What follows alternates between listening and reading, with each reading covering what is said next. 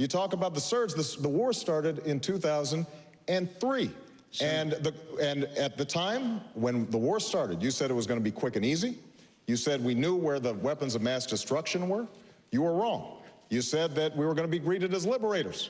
You were wrong. You said that there was no history of violence between Shia and Sunni, and you were wrong. And so if the question is the judgment of whether or not, if the question is who is best equipped as the next president to make good decisions about how we use our military, how we make sure that we are prepared and ready for the next conflict, then I think we can take a look at our judgment. We got a lot on the plate here. I'm afraid Senator Obama doesn't understand the difference between a tactic and a strategy.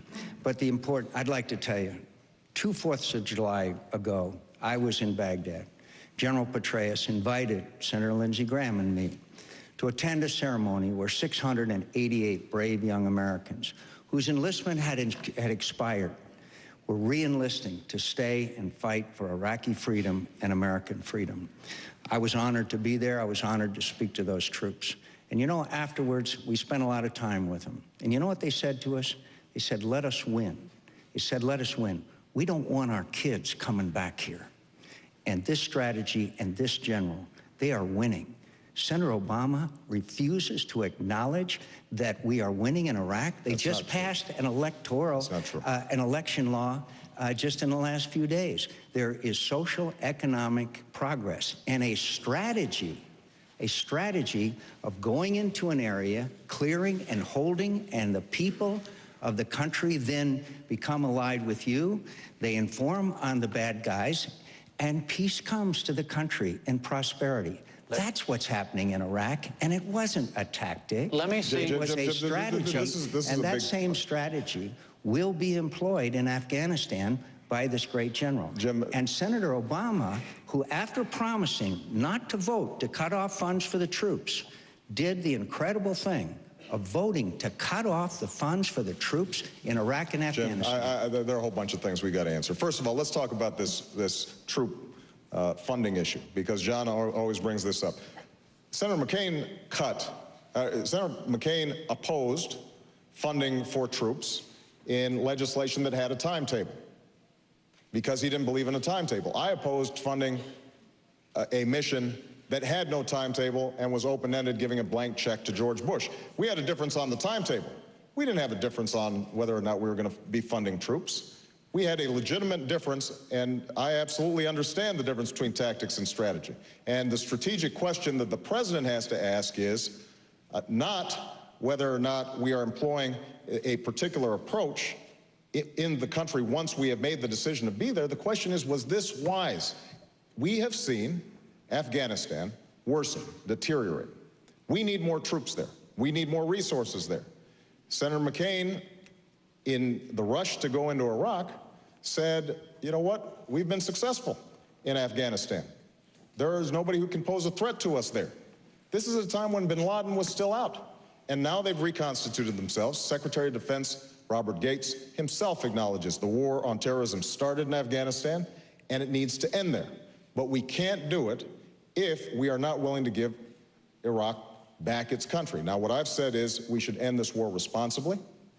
We should do it in phases, but in 16 months, we should be able to reduce our combat troops, provide some relief to military families and our troops, and bolster our efforts in Afghanistan so that we can capture and kill bin Laden and crush al-Qaeda. And right now, the commanders in Afghanistan, as well as Admiral Mullen, have acknowledged that we don't have enough troops to deal with Afghanistan because we still have more troops in Iraq than we did before the surge.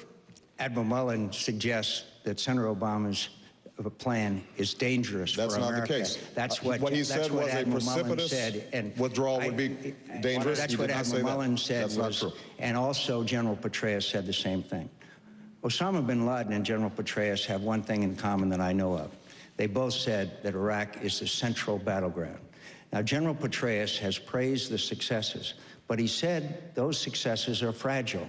And if we set a specific date for withdrawal, and by the way, Senator Obama's original plan, they would have been out last spring before this surge ever had a chance to succeed. And I'm understand why Senator Obama was surprised and said that the surge succeeded beyond his wildest expectations, didn't exceed beyond mine, because I know that that's a strategy that has worked and can succeed. But if we snatch defeat from the jaws of victory and adopt Senator Obama's plan, then we will have a wider war, and it'll make things more complicated throughout the region, including in Afghanistan. Afghanistan, a new lead question. Now, having resolved Iraq, we'll move to Afghanistan. And it goes to you, Senator Obama, and it picks up on a point that's already been made. Do you think more U.S. troops should be sent to Afghanistan? How many and when? Yes, I think we need more troops. I've been saying that for over a year now. And I think that we have to do it as quickly as possible, because it's been acknowledged by the commanders on the ground the situation is getting worse, not better. We had the highest fatalities among U.S. troops this past year than any time since 2002. And we are seeing major offensive taking place, Al-Qaeda and Taliban crossing the border and attacking our troops in a brazen fashion. They are feeling emboldened.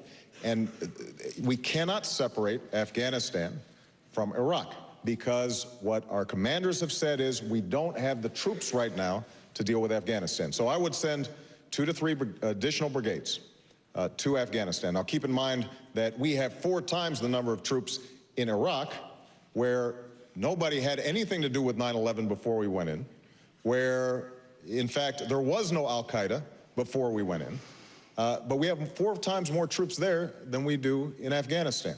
And that is a strategic mistake, because every intelligence agency will acknowledge that Al-Qaeda is the greatest threat against the United States, and that Secretary of Defense Gates acknowledged the Central Front, that the place where we have to deal with these folks is going to be in Afghanistan and in Pakistan. So here's what we have to do comprehensively, though. It's not just more troops. We have to press the Afghan government to make certain that they are actually working for their people. And I've said this to President Karzai. Number 2, we've got to deal with a growing poppy trade that has exploded over the last several years. Number 3, we've got to deal with Pakistan, because Al-Qaeda and the Taliban have safe havens in Pakistan, across the border in the northwest regions. And although, under George Bush, with the support of Senator McCain, we've been giving them $10 billion over the last 7 years, they have not done what needs to be done to get rid of those safe havens. And until we do, Americans here at home are not going to be safe.